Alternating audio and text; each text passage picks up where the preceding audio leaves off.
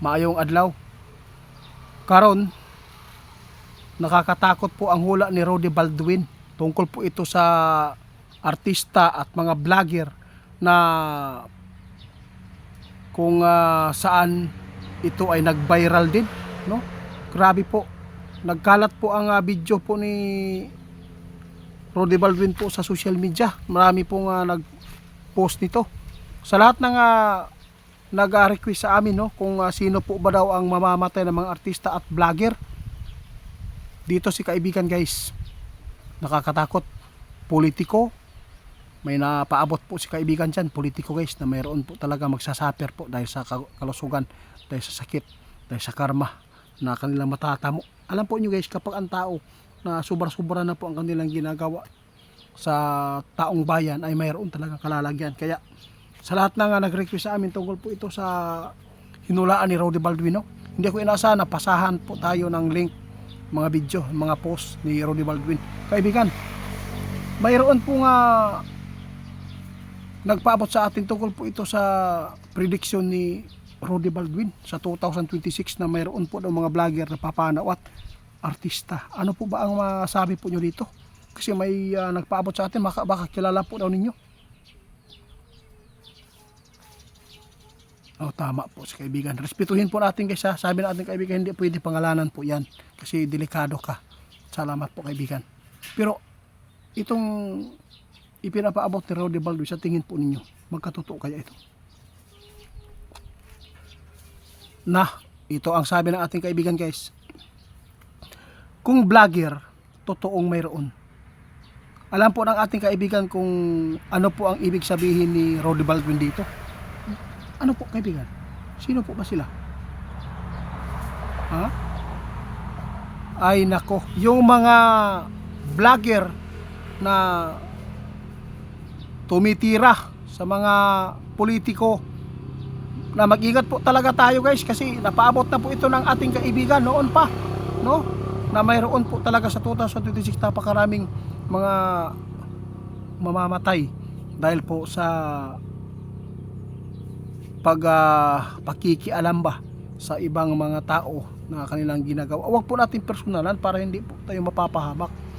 Kung mayroon man pong nakita natin na mga kamalian dito, hindi lang po natin na i-social media ba yung mga pasakit na mga tira, mga reaksyon, di ba, kaibigan?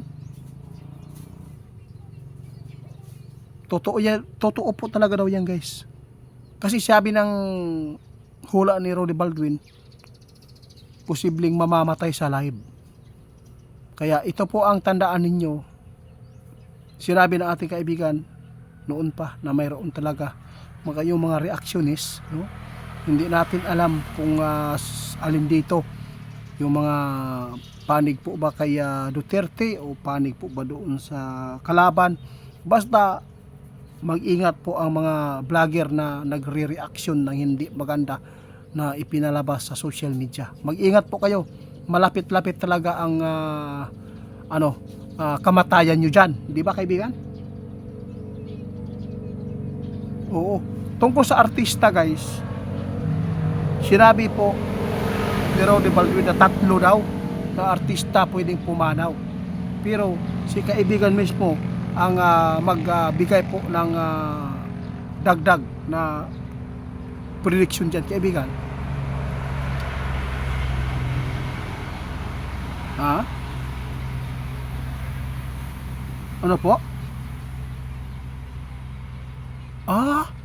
Guys, alam po ninyo, guys, totoo po yan na yung hula ni Ma'am Rudy Baldwin, mayroon talagang artista, pero hindi yan na mangyayari yung 3, sabi ng ating kaibigan. Mayroon man na mawala yung may edad na, no, kaibigan? Oo. Hindi pa sure si kaibigan na magiging 3. Basta ito po ang tandaan ninyo, matanda na po ito ang nakikita ng ating kaibigan. At saka mayroon pang nasa edad na mahigit 50. Alam po niyo, guys, hindi man tayo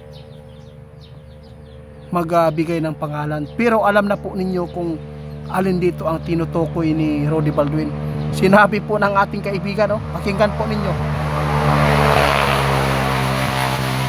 Ha?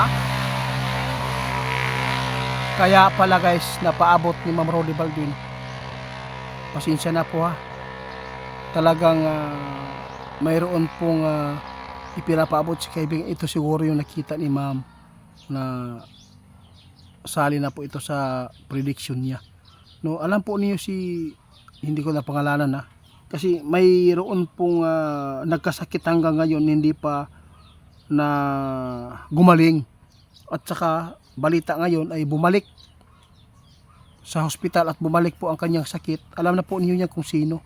Babae po ito. Hindi ko na lang po babanggitin kasi ayaw po natin na mapapahamak tayo. Isa na po siguro dito sa nakita niya.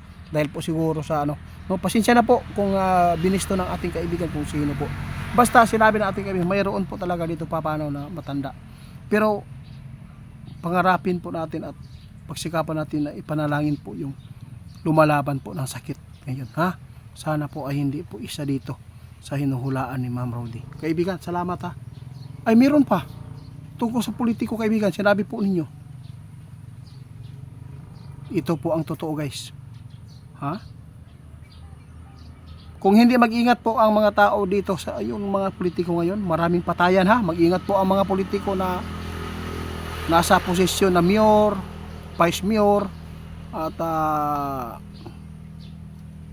kunsyal, basta lahat po ng mga posisyon na mayroon kayo. Basta politiko, mag-ingat kayo. Maraming politiko guys na dublihin pa ang nangyari sa 2025 na mamamatay ha. Mag-ingat kayo. At saka tandaan ninyo itong balita ng ating kaibigan na nakuha nila na mayroon po mga senador at saka yung mga flood control po dito no na involved na magkakaroon po ng malaking problema. Tandaan po ninyo itong mga sinabi ng ating kaibigan. Salamat po kaibigan.